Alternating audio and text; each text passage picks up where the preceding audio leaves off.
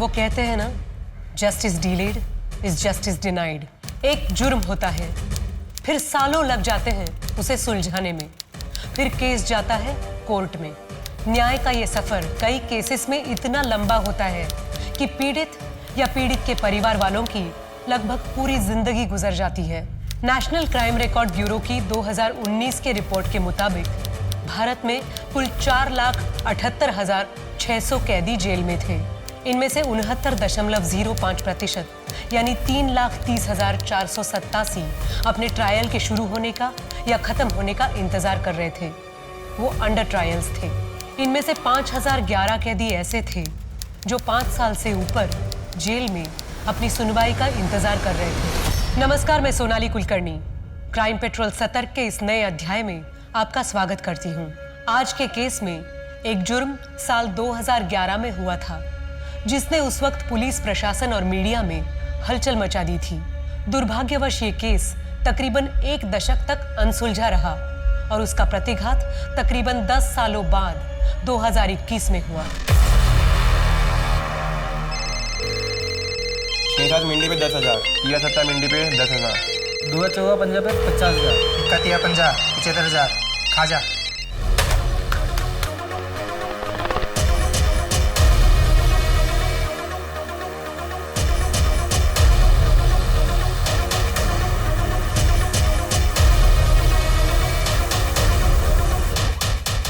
दुआ चौका पंजा खुला है।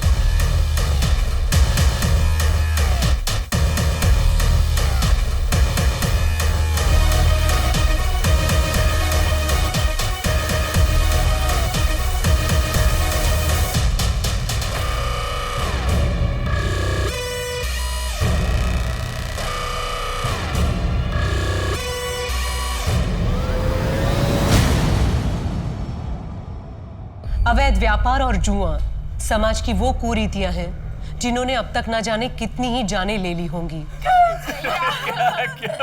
बच्चा क्या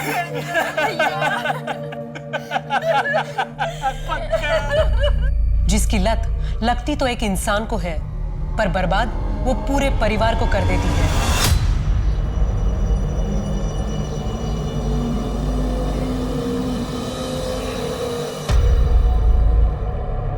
और धंधा पानी कैसा चल रहा है तेरा? बढ़िया चल रहा है। अरे धीरज अंकल, नमस्ते। नमस्ते बेटा, कैसी हो? अच्छे। अच्छा पापा, मुझे कॉलेज के बाद एक प्रोजेक्ट के काम से अनीशा के घर जाना है, तो थोड़ा लेट हो जाएगा। ज्यादा लेट मत करना। ठीक है पापा। और हाँ सुनो, ये रितेश को बोलना 1:30 बजे छवि को स्कूल से लाकर घर छोड़ना है। ठीक है मम्मी।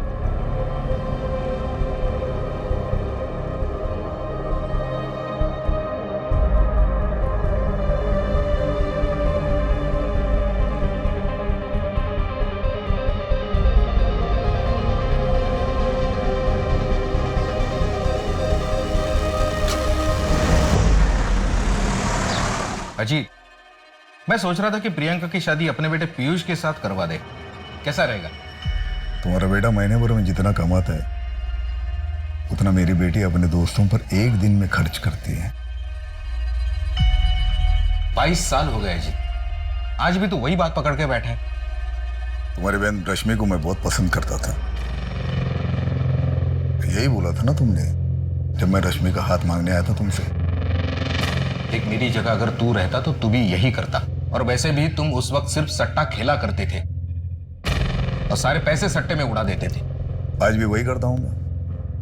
फिर भी रिश्ता क्यों छोड़ना चाहते हो मुझसे? तो अच्छा ही हुआ ना, धीरज भाई साहब ने आपको मना कर दिया, वरना मेरा क्या होता।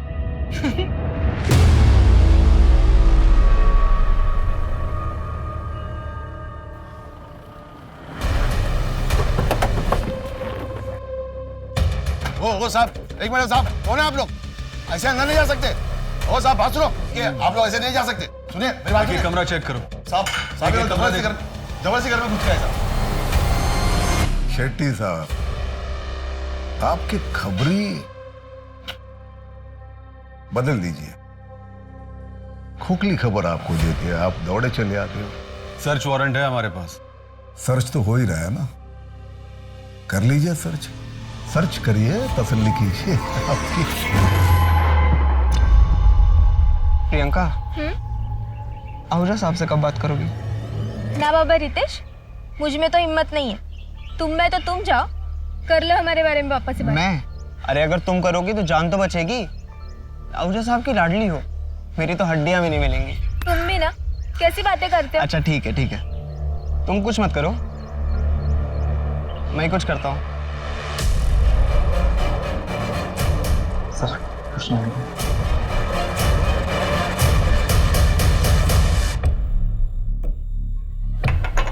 शेट्टी साहब, देखिए हम लोग शरीफ लोग हैं, आपको यहाँ कुछ नहीं मिलेगा। मैं डीसीपी साहब से बात करता हूँ तो बार बार आपको यहाँ आने की तकलीफ नहीं उठानी पड़ेगी। हाँ हाँ आहूजा साहब, आप टेंशन मत लीजिए, मैं शेट्टी से बात करता हूँ, ठीक है? शेट्टी, तुम्हें तो बड़ा यकीन था, टिप पक्की थी, फिर क्या हुआ? हाँ सर, टिप तो बिल्कुल पक्की थी, लेकिन देखो शेट्टी, हमें सिर्फ एक मौका मिलेगा आहूजा के काले धंधे बंद करने का। अगर तुम्हारी यही हरकतें रही ना तो मामला बिगड़ जाएगा। और हाँ, आगे से ध्यान रखो, उसके घर से कुछ नहीं मिलने वाला, उसके अड्डों का पता लगाओ। Right sir. जमीन भी बेच दी पंकज ने। इस सट्टे की लत ने हमारा पूरा घर बर्बाद कर दिया। श्रुति की शादी के लिए बस एक इसी जमीन का भरोसा था। क्या करेंगे? आप चिंता मत कीजिए, मेरे कुछ गहने पड़े हैं, उन्हें बेच देते हैं। देखो पहले तुम 13 साल की थी जब यहाँ लाई गई थी, उस वक्त तुम कुछ नहीं कर सकती थी, पर अब तुम कुछ कर सकती हो और मैं तुम्हारी मदद करूंगा। यहां से निकल के तुम जान जाओगे कि बाहर कितनी खुश रह सकती हो तुम। साहब, आप हर महीने यहाँ आते हो, यहाँ के औरतों को और बच्चों को मदद करते हैं, उतना काफ़ी है। यहाँ से निकल के मैं कहाँ जाऊँगी, क्या काम करूँगी? जिस्म बेचने के अलावा कुछ आता भी तो नहीं। राशन और कपड़े तुम्हें शक्ति दे देगा, लेकिन पायल फिर एक बार सोच लो, मैं तुम्हें काम दिलवा सकता हूँ। यहां से निकलोगी तो जान जाओगी बाहर कितनी बड़ी दुनिया है, कितनी अच्छी दुनिया है।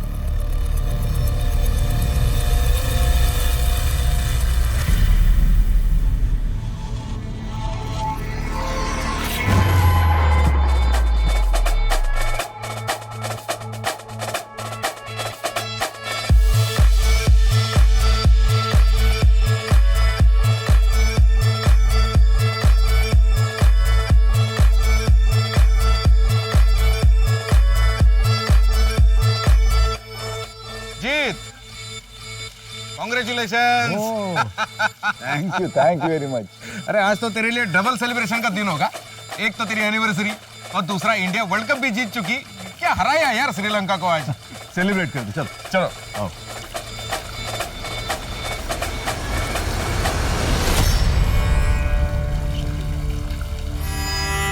और बाकी सब बढ़िया? भैया। हाँ अरे वो आज मेरी खुशी में शामिल होने कैसे आ गए तुम? भैया मुझे आपकी खुशी से कोई प्रॉब्लम नहीं है। गुड, जाते हो भाभी से मिलके जाना। और सुनो, खाना खा के जाना। रितेश, तुम बहुत मेहनती हो। और सुनो, मुझे कोई फर्क नहीं पड़ता है कि तुम हमारे घर के ड्राइवर हो। किसी भी काम से कोई छोटा या बड़ा कभी नहीं होता। अपने अरमानों को बड़ा रखो, अपने आप बड़े आदमी बन जाओ। All the best.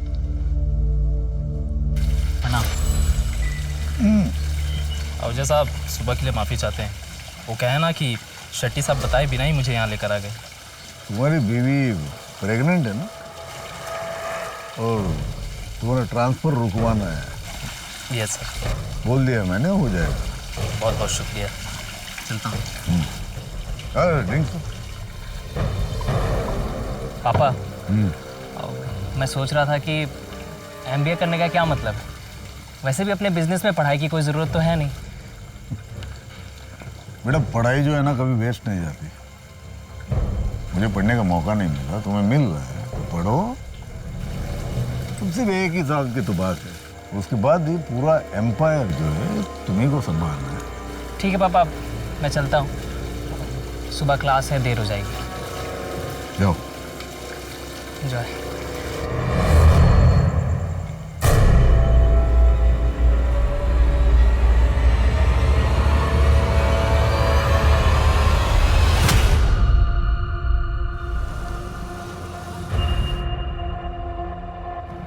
साहब, आपने हमारे बेटे की जमानत की बात की है क्या?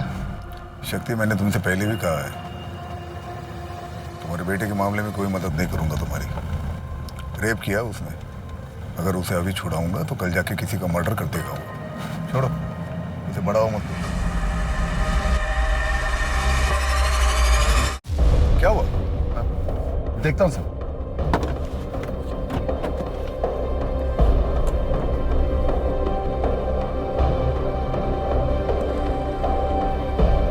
साहब, गाड़ी गर्म हो गई है, पानी लेकर आता हूं।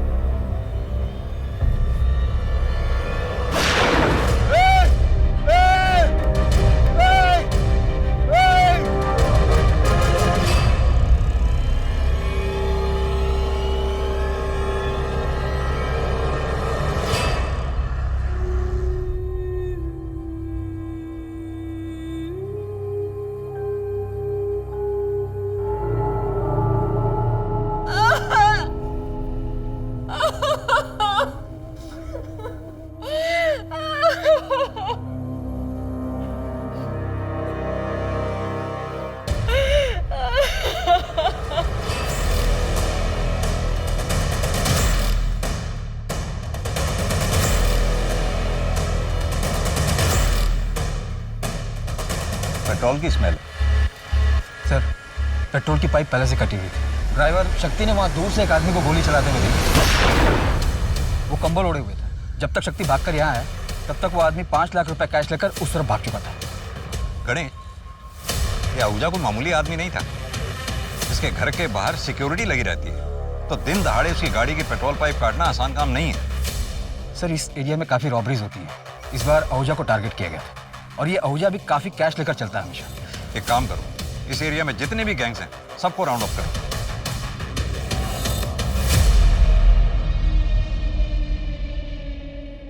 सर, मैं क्लास में था, तभी मुझे शक्ति चाचा का कॉल आया। उन्होंने बताया पापा के बारे में।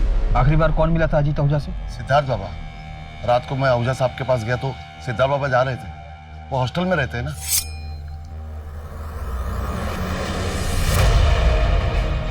साहब, मैं निकलूं? हाँ शक्ति, तुम जाओ और सुबह 8 बजे आ जाना। तो कल नई साइट देखने जाना है। सर, मैं कल सिर्फ आधे घंटे के लिए ही आया था, उसके बाद घर चला गया। मैं सुबह ऑफिस के लिए निकल ही रहा था, तब खबर मिली। दीदी,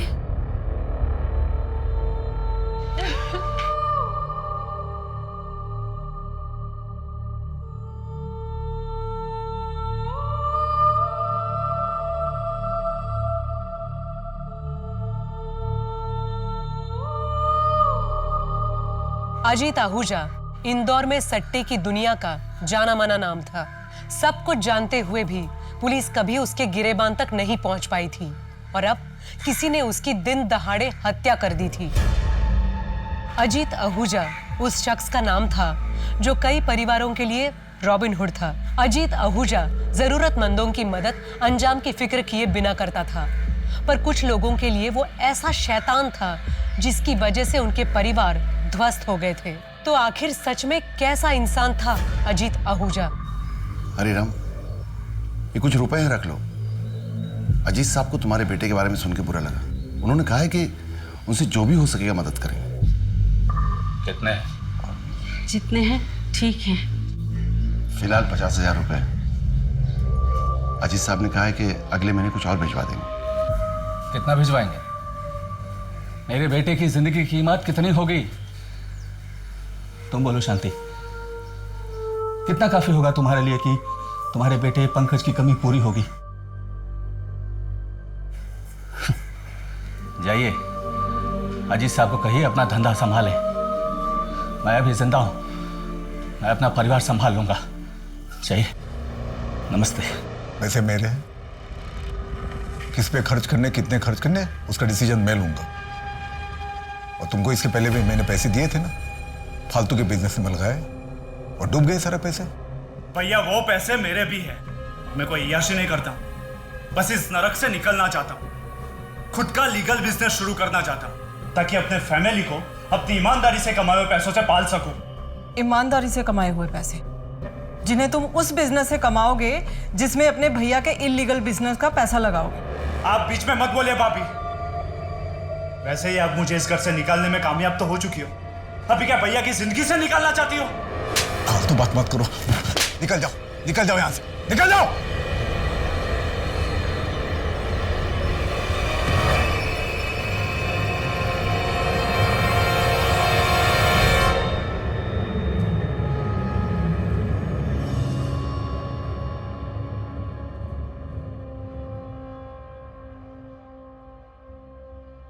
आप चिंता मत करिए भाभी, मैं सब संभाल लूंगा।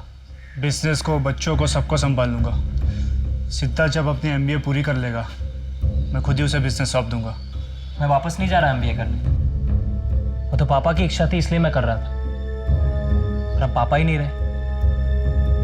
13वीं तक तो रुक जाते तुम लोग, दुखी होने का थोड़ा दिखावा ही कर लेते। कोई नहीं संभालेगा बिजनेस। ये घर, परिवार और बिजनेस संभालने के लिए अकेली काफी हूं मैं।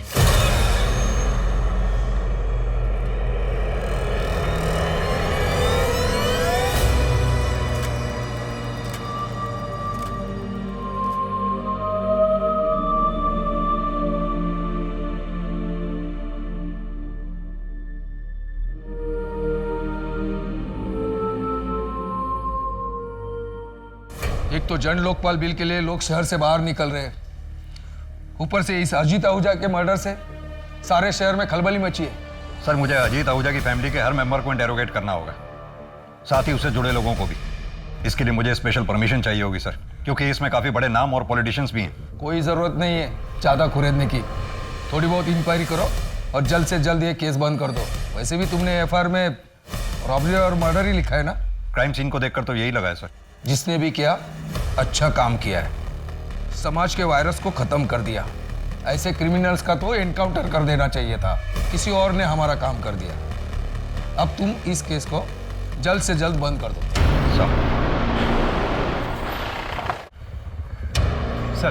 सर मैंने पता किया, आसपास के रॉबरी गैंग में ऐसी कोई इंटरनल बातें नहीं हुई और ना ही तो खबरियों के पास कोई लीड। अजीत आहूजा पे अटैक हुआ है, कोई भी रॉबर इस बारे में बात करने से कतराएगा। अपने खबरी नेटवर्क को एक्टिव रखो, कभी तो पता चलेगा किसने अटैक करवाया है। पेट्रोल का पाइप कटा हुआ था, यही बात मुझे खटक रही है। अब या तो कोई घर का स्टाफ हो सकता है या फिर कोई जानने वाला जो मर्डर के एक रात पहले उस पार्टी में वहां मौजूद था। सर ये पार्टी के कुछ फोटोग्राफ्स हैं, ये देखिए। सर अगर अजीत आहूजा की लाइफ से सस्पेक्ट छाटने बैठे तो दर्जनों होंगे। बहुत बड़ा एम्पायर था, और जितना बड़ा एम्पायर उतनी ज्यादा दुश्मन।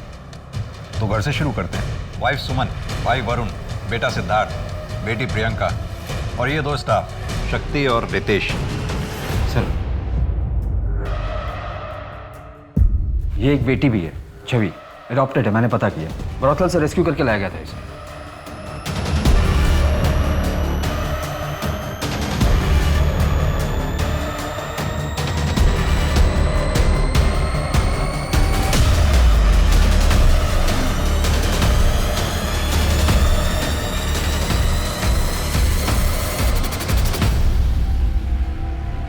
घर के अंदर से अगर कोई हो सकता है तो वरुण ही हो सकता है।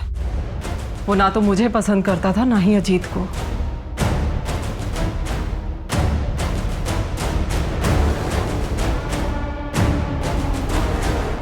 सारी दुनिया जानती है आपके हस्बैंड अजीत आहूजा इंदौर के सट्टे के बिजनेस के बादशाह थे।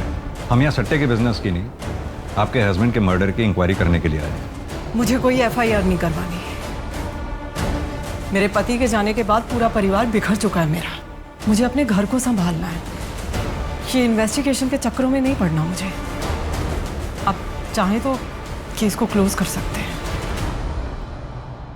सुमन जी, ये केस तो अब तभी क्लोज होगा जब हत्यारा सलाखों के पीछे होगा। हाँ तो ठीक है, फिर कीजिए अपनी ड्यूटी, ढूंढिए हत्यारे को, लेकिन मुझसे किसी भी तरह की मदद की कोई उम्मीद मत रखिएगा।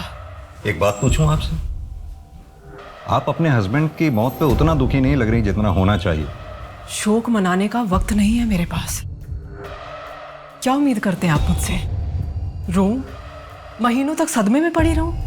देखिए, मेरे पति का मेरे और मेरे बच्चों के सर से साया उठने के बाद मुझे उनकी सुरक्षा भी देखनी है। हमारा कोई नहीं है अब।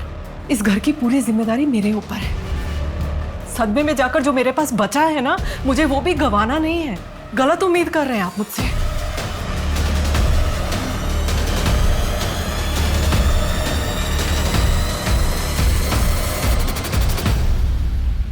कौन हो सकता है इस मर्डर के पीछे? शतरंज का कोई ऐसा खिलाड़ी, शायद डीसीपी सर भी उसके प्यादे हैं। सॉरी सर, मन में खटका इसलिए बोल दिया। खटक तो मुझे भी रहा है। फिलहाल तो ये सोचते हैं कि अजीत आहूजा के मर्डर का सबसे ज्यादा फायदा किसे हुआ है? लगभग सभी को सर। सोर्सेज की माने तो सट्टे का बिजनेस अब सुमन चलाती है। बेटे सिद्धार्थ ने एमबीए छोड़ दिया क्योंकि वो उसे करना ही नहीं था। वरुण को फायदा हो सकता था, लेकिन सुमन ने उसके सपनों पर भी पानी फेर दिया। और वो धीरज? सर वो तो बचपन का दोस्त है, कॉर्पोरेटर है। अजीत पहले उसके लिए काम किया करता था और पिछले 10 सालों में अजीत ने धीरज को पैसों से काफी मदद की है। यानी कि जिस धीरज की वजह से पिछले 10 साल से अजीत आहूजा का घर चल रहा था, आजकल वो अजीत आहूजा का कर्जदार है। जी सर।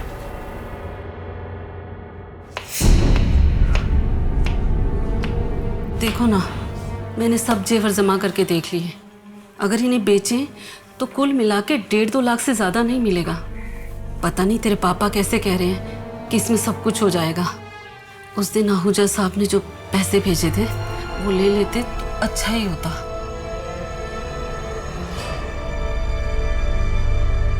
इतनी देर हो गई, तेरे पापा दूध लेने गए थे। 1 घंटा हो गया, अभी तक आए ही नहीं।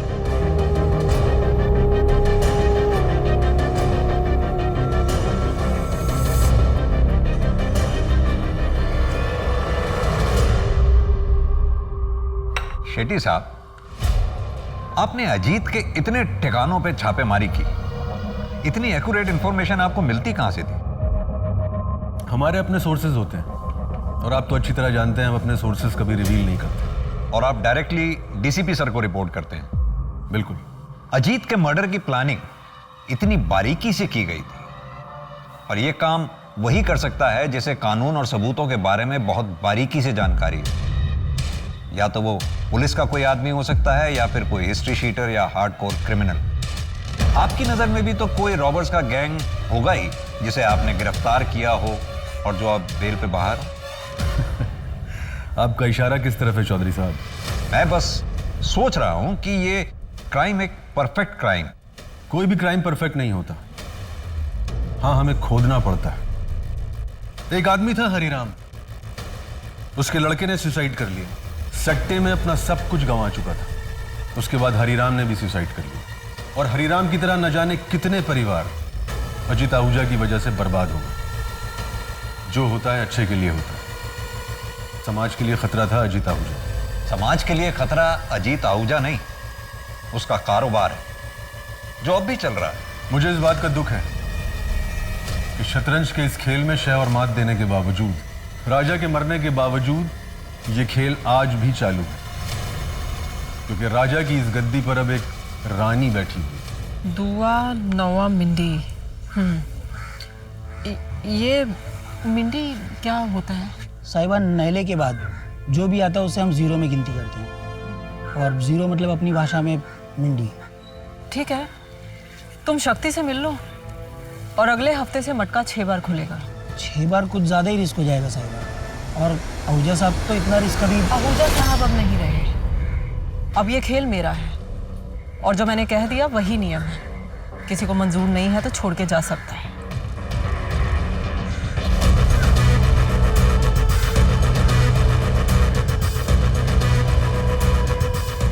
एक दिन ही हम सबको ले डूबेगी।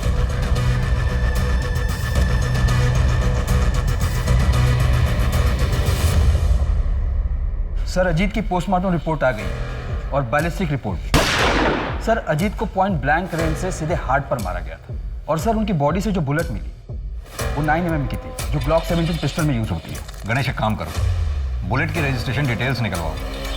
हालांकि पता चलना तो बहुत मुश्किल होगा, क्योंकि कोई भी रॉबर्स रजिस्टर्ड गन तो इस्तेमाल करेंगे नहीं। सर हो सकता है इन सबके पीछे वरुण आहूजा का हाथ, उसने किसी गैंग को हायर किया हो। लेकिन मुझे लगता है इस शतरंज के खेल में बादशाह को मात देने वाला वजीर कोई और ही है। ये मेरी पिस्तौल रजिस्टर्ड है, पर ये क्यों चाहिए आपको? क्योंकि अजीत आहूजा के ऊपर जो गोली चलाई गई थी वो ग्लॉक 17 पिस्टल से ही चलाई गई थी। तो ये पिस्तौल किसी के पास भी हो सकती थी, भैया के पास भी थी। इनफैक्ट भैया ने सिद्धार्थ को ग्लॉक 17 पिस्तौल ला कर दी थी, वो भी कातिल हो सकता है। इनफैक्ट घर का कोई भी मेंबर कातिल हो सकता है। अब वो औरत सुमन से जाके क्यों नहीं पूछते? बहुत पहुंची हुई औरत है, मिडिल क्लास फैमिली से थी।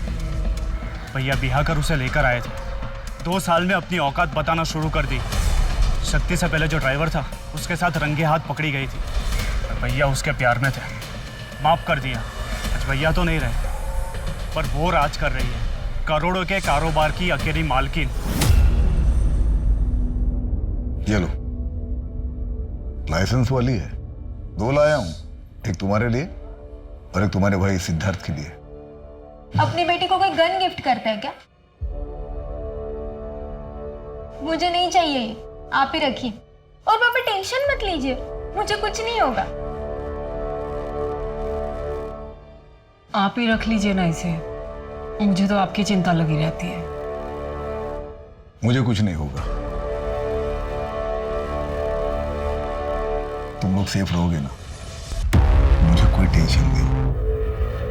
सिद्धार्थ की पिस्टल पिछले हफ्ते पॉलिशिंग के लिए दी थी और ये रही उसकी रसीद। शक्ति चाचा, चाचा कहाँ हो आप? आ रहा हूँ बेटा, बाथरूम में हूँ। हाँ चाचा जल्दी आओ, ये मम्मी ने कुछ पैसे और कपड़े भेजे।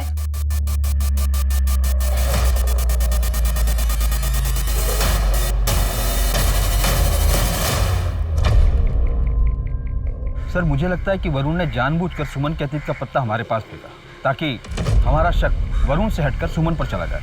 लेकिन वरुण कह तो सही रहा है, अजीत आहूजा के जाने के बाद उसका सारा बिजनेस सुमन ने ही संभाल रखा, जिससे सबसे ज्यादा फायदा भी हुआ।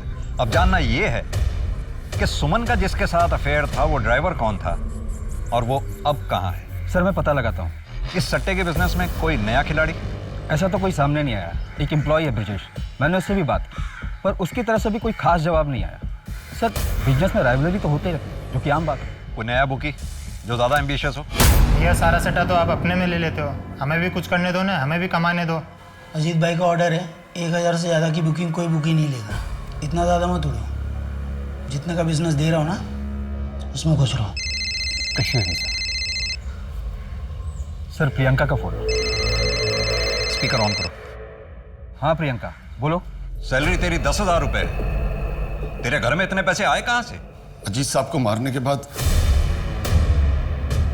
कार से जो पैसे उठाए थे वो पैसे थे हमारे घर में। बिना हाथ लगाए ही कन्फेस कर लिया। अब ये भी बता दे कि अजीत आहूजा को मारा क्यों? तू तो बहुत वफादार था ना उसका। क्या सिला मिला 15 साल की वफादारी की? पैसों की जरूरत थी हमको, बेटे की जमानत करवानी थी। अजीत साहब हर अनजान आदमी की मदद किया करते थे, पर जब हमको जरूरत पड़ी तो साफ मना कर दी। उनको मारने से पहले भी हम बहुत हाथ जोड़े उनके पास जाके, किस हमारी मदद कर।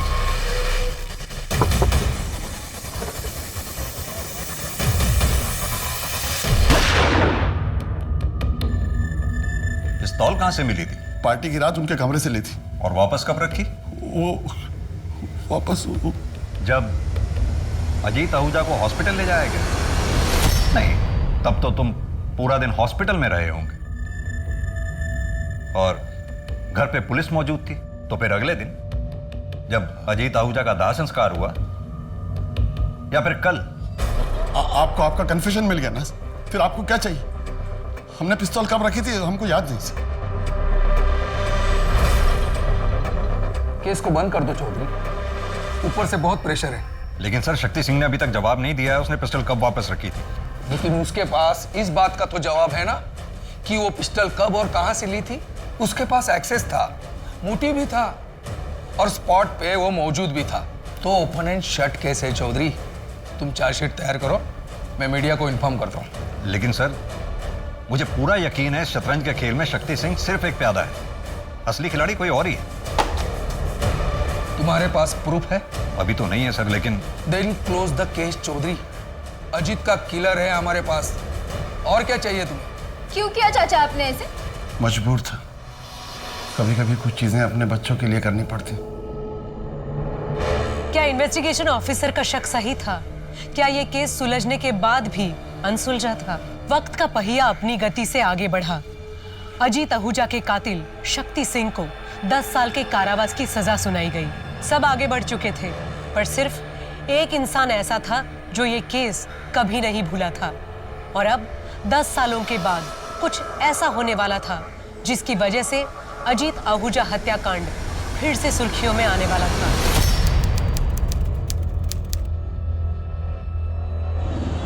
दस साल में बहुत कुछ बदल गया था।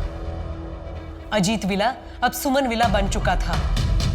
कल तक सट्टे की दुनिया में एक राजा राज करता था, अब एक रानी राज कर रही है।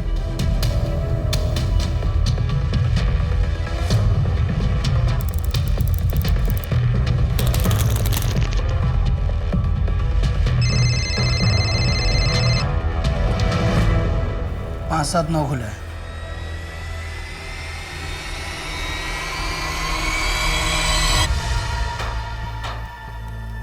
देखो अभी 6 महीने हो चुके हैं तुम्हें धंधे में।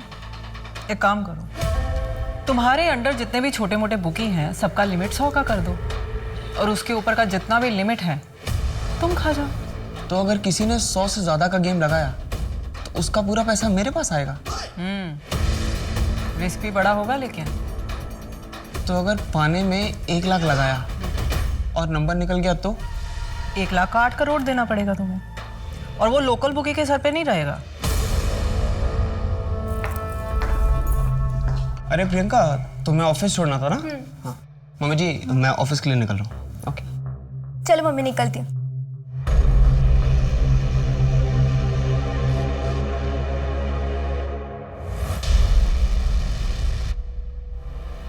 सिद्धार्थ, आपकी वॉच। थैंक्स। मम्मी, आप ऑफिस नहीं चल रही? हिसाब किताब पूरा गड़बड़ है तुम्हारा, इसे चेक करके शाम को आएंगे। अच्छा मम्मी, मैं सोच रहा था भोपाल में हैंडल करना शुरू कर दूं। कोई ज़रूरत नहीं है, रितेश अच्छे से संभाल रहा है ना वहाँ पर काम। तुम पहले ये इंदौर का एक इलाका तो संभाल लो ठीक तरह से, बाद में पैर पसारना। क्या हिसाब किया है तुमने?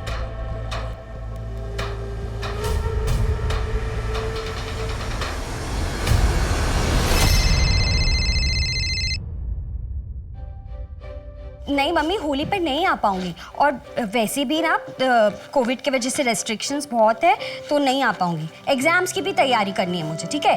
अच्छा ठीक है, तुम्हारे होली के कपड़े कुरियर करवा देंगे, और अगर पसंद नहीं आए तो चेंज भी करवा देंगे। जी मम्मी। और सुनो, कैश है ना तुम्हारे पास? नहीं है तो मेरा क्रेडिट कार्ड यूज कर लेना। हाँ मम्मी, सब कुछ है। अब मुझे क्लास के लिए लेट हो रहा है तो मैं चलती हूँ। Bye, love you.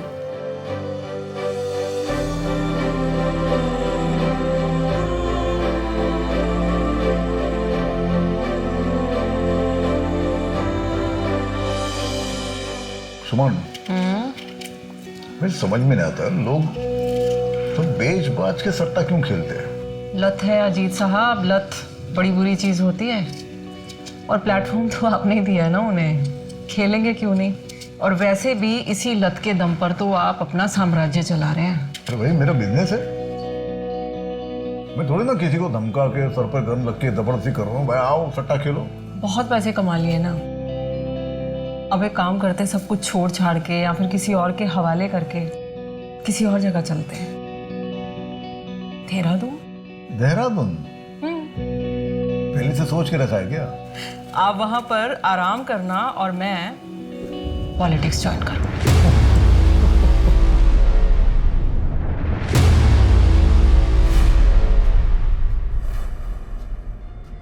क्या हुआ? साहिबा गाड़ी बंद हो गई है, मैं देख लेता हूँ।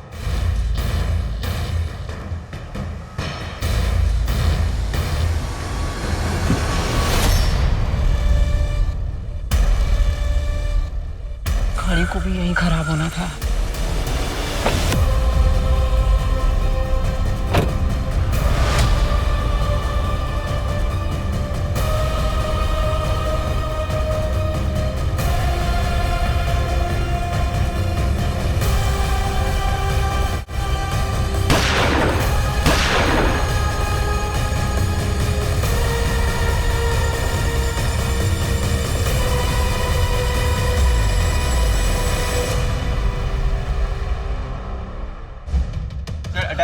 कुछ पता चला?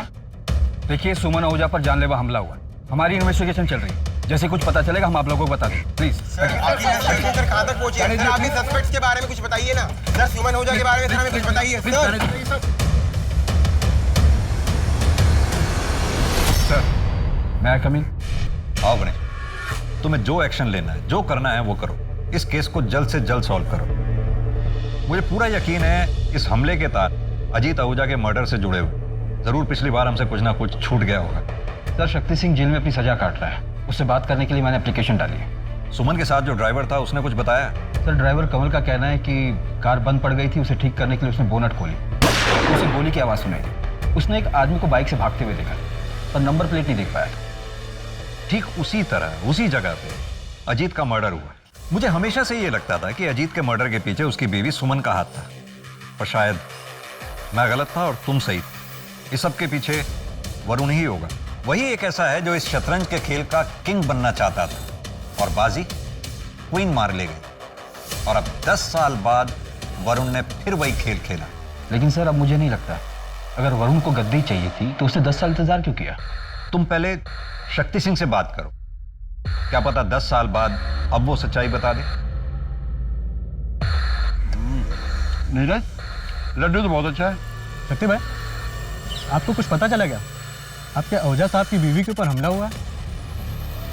सूत्रों की माने तो सुमन आहूजा की हालत बहुत नाजुक है। हालांकि पुलिस और डॉक्टर अभी मीडिया से कोई भी बात नहीं कर रहे हैं।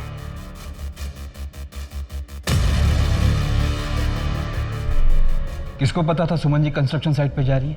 मम्मी अपने शेड्यूल के बारे में किसी को नहीं बताती थी और ड्राइवर को भी वो गाड़ी में बैठने के बाद ही बताती थी। दीदी दीदी, मम्मी कैसी है? ठीक है ना मम्मी?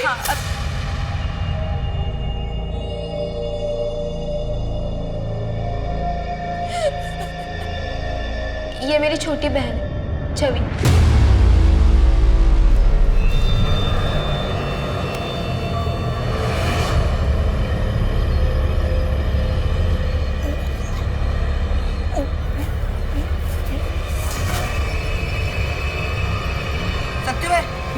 शक्ति भाई,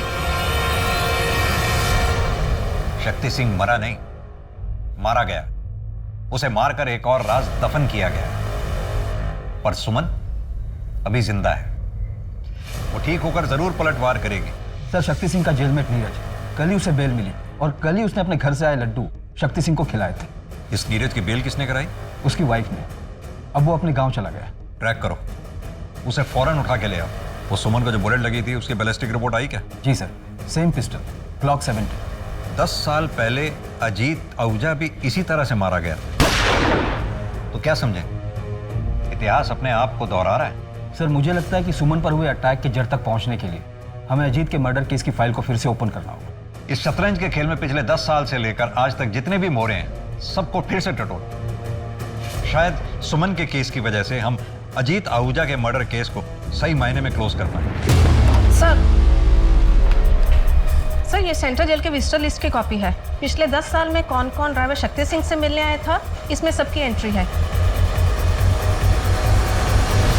मैं शक्ति से मिलने इसीलिए जाता था ताकि अजीत भैया के असली कातिल का पता लग सके। वो तुम ही थे ना जिसने शक्ति सिंह की बेटी की बेल कराई और फिर अजीत को मारने के लिए कहा। सुमन पर अटैक भी तुमने ही करवाया था और शक्ति को भी अपने रास्ते से हटा दिया।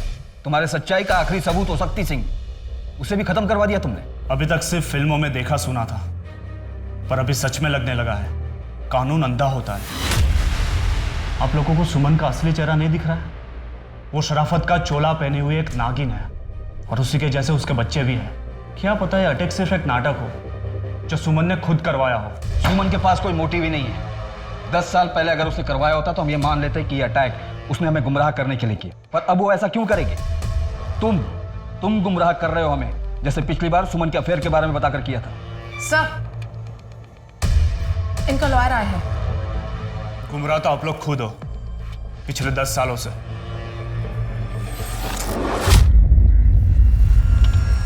अब मैं रिटायर हो गया हूं, इसलिए अब तो बता ही सकता हूं। मुझे टिप अजीत आहूजा का दोस्त धीरज देता था।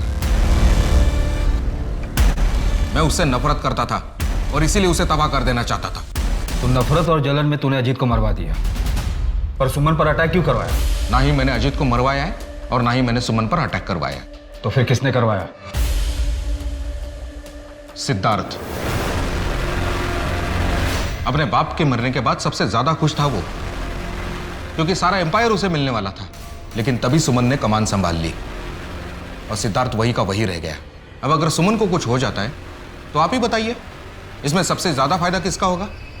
सर, सुमन को लगी गोली जिस ग्लॉक 17 पिस्टल से चलाई गई थी वो 5 महीने पहले ही चोरी हो गई। भोपाल की राय फैमिली ने इसकी कंप्लेंट भी लिखवाई थी। यानी सुमन पे किए गए हमले की तैयारी 5 महीने पहले से चल रही थी, या फिर शायद सुमन पर हमले की बिसात 10 साल पहले ही बिछाई गई थी।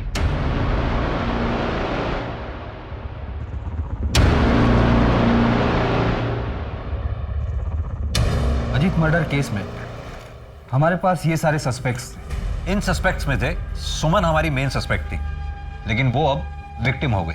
बाकी बचे ये लोग। सर, 2 सस्पेक्ट्स और भी हैं। पहली छवि, सुमन और अजीत की अडॉप्टेड बेटी, और दूसरा रितेश, जो कि प्रियंका आहूजा का हस्बैंड है, जो 10 साल पहले उसका ड्राइवर था। सर, फिलहाल इस फैमिली में यही 2 लोग हैं जो ब्लड रिलेटिव नहीं है। इस छवि को तो रेस्क्यूड कराया गया था ना ब्रॉदल से। अजीत और सुमन ने उसको अच्छी जिंदगी दी, सब कुछ दिया, फिर वो सुमन पर अटैक क्यों करवाएगी? इनफैक्ट अजीत के मर्डर के समय तो ये छवि 10 से 12 साल की रही होगी। नहीं गणेश, ये पॉसिबल नहीं है। पता नहीं सर, पर मुझे छवि और रितेश दोनों खटक रहे हैं। तो फिर फील्डिंग लगाओ, देखें क्या हाथ लगता है। अरे ये आपका वॉलेट। छवि के एडमिशन का कुछ हुआ? थोड़ा डोनेशन देना पड़ा लेकिन हो गया है। मैंने चेक दे दिया है। चेक? हाँ, वो आपके ब्लैंक चेक साइन किए हुए पड़े हुए थे ना मेरे पास। देने से पहले एक बार पूछ तो लेती। उसके बैकग्राउंड की वजह से दिक्कत आ रही थी बहुत ज्यादा, इसलिए दे दिया मैंने चेक। हो गई एडमिशन अभी। मैंने लॉयर से बात की है, एडॉप्शन की कुछ फॉर्मेलिटी तो पूरी करनी है, वो जल्दी पूरी कर लेंगे हम लोग। सर, सुमन आहूजा से लेटेस्ट सभी के कॉल रिकॉर्ड्स मैंने स्टडी कर लिए हैं। इसके अलावा कुछ भी सस्पिशियस नहीं है। उठाओ इसे। जी सर। और इसके बारे में कुछ पता चला?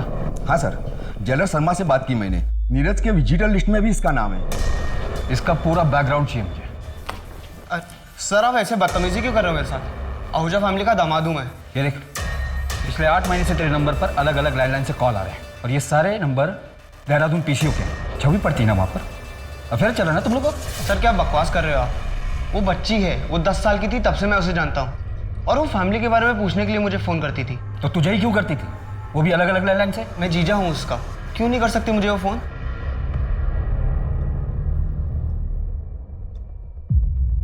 क्या ये छवि आहूजा आपकी बेटी है? हाँ साहब, क्या हुआ? देखो पायल, तुम 13 साल की थी जब यहाँ लाई गई थी। छवि मेरी ही बेटी है। सब ठीक तो है ना? आप लास्ट टाइम कब मिली थी? कुछ 1 साल पहले मिली थी। मम्मी, मुझे ये सब कुछ अच्छा नहीं लगता।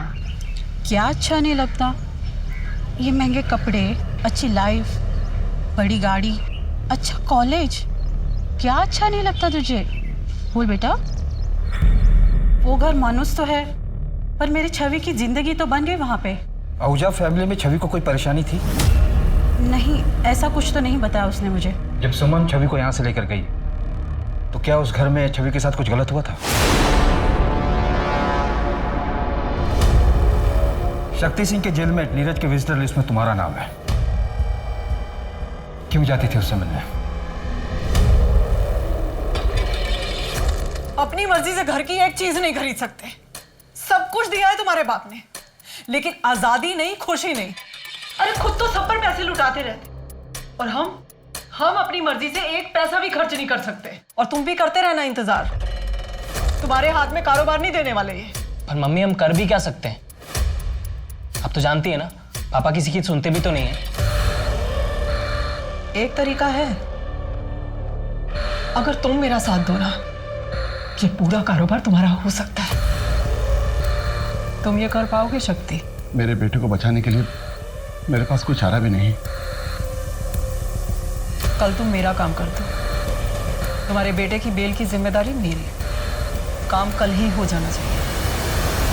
हाँ, मैं शक्ति अंकल से मिलने जाती थी। मैंने जेलर से सेटिंग कर रखी थी। घर में शक्ति चाचा से मिलना अलाउड नहीं था, इसलिए मैंने नीरज के नाम पर एंट्री की थी।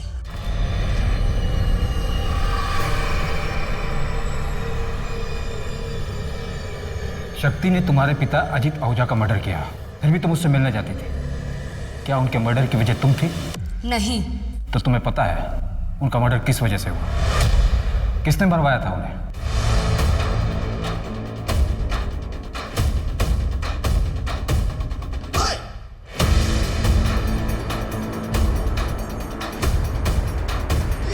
मम्मी 10 साल हो, आपने कहा था मैं संभालूंगा बिजनेस।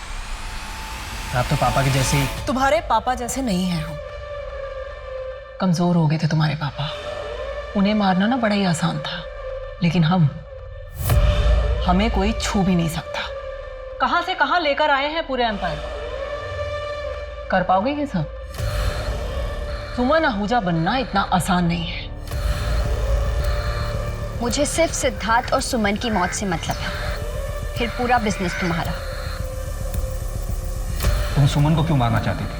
उसने तो तुम्हें सब कुछ दिया, अडॉप्ट किया था उसने तुम्हें। सुमन ने नहीं, मेरे पापा ने मुझे अडॉप्ट किया था। अजीत आहूजा मेरे बायोलॉजिकल फादर थे और उस सुमन ने मेरे पापा को मार डाला।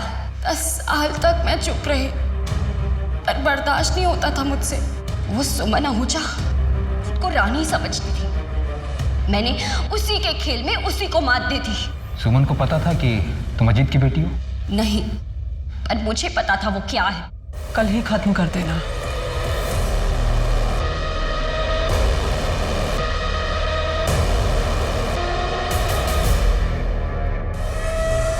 पुलिस ने सुमन आहूजा अटैक केस के साथ साथ अजीत आहूजा मर्डर केस को भी सुलझा लिया है।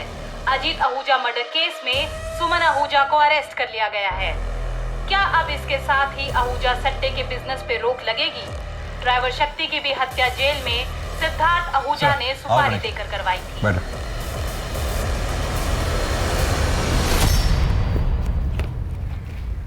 Congratulations, good work. Thank you sir. अब इस सट्टे के खेल से हमेशा के लिए छुटकारा मिल गया।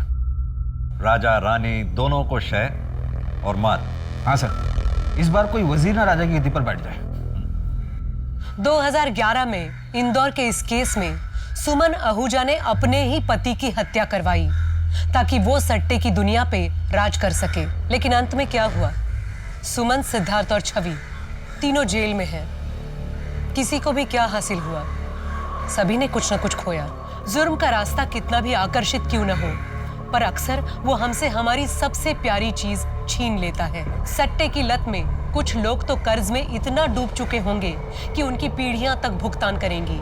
सरकार और पुलिस इस तरह के गोरख धंधे को बंद करने की पूरी कोशिश कर रही है और कई जगह पर वो सफल भी हुए हैं। लेकिन अजीत आहूजा का सट्टा बिजनेस आज भी चल रहा है। किसी को आज तक नहीं पता सट्टा कहाँ खुलता है। आज इंदौर में ये बिजनेस अजीत के ही परिवार का एक सदस्य चला रहा है। आप जानते हैं कि हम सब इस वक्त एक मुश्किल दौर से गुजर रहे हैं। कृपया मास्क पहनें, समय समय पर हाथ धोते रहें और उचित दूरी बनाए रखें। अब मैं सोनाली कुलकर्णी आपसे विदा लेती हूँ। फिर मिलेंगे क्राइम पेट्रोल सतर्क जस्टिस रीलोडेड में एक नए केस के साथ। तब तक अपना और अपने परिवार का ध्यान रखिए। देखते रहिए क्राइम पेट्रोल सतर्क। जय हिंद।